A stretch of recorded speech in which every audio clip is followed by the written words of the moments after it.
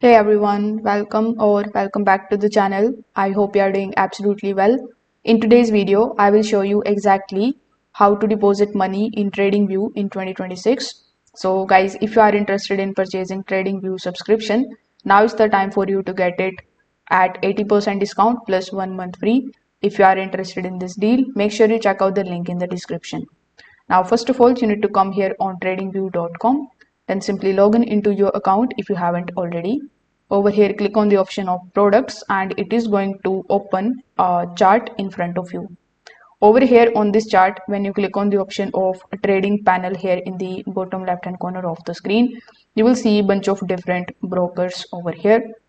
When you click on the option of show all brokers and when you connect any of your favorite brokers with it, you are going to see your available balance here in your TradingView account.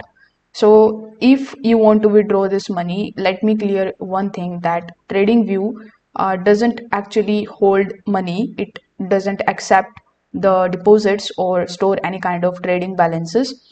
Whatever balance you are seeing over here is basically either the paper trading balance or the demo balance, or it is the live balance that is available in your broker's account.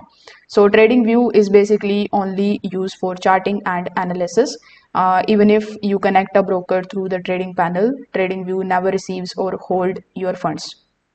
So to deposit money, you must need to go directly to your broker's website or the trading application.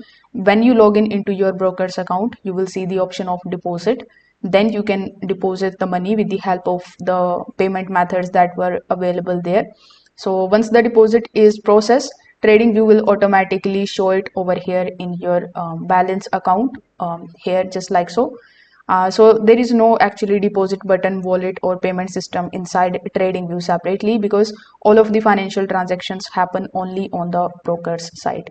So you need to understand this fact and make changes into it accordingly. If this video helped you out, make sure that you like this video and subscribe to the channel. If you have any questions, you can just let me know that in the comment section below. Thanks for watching.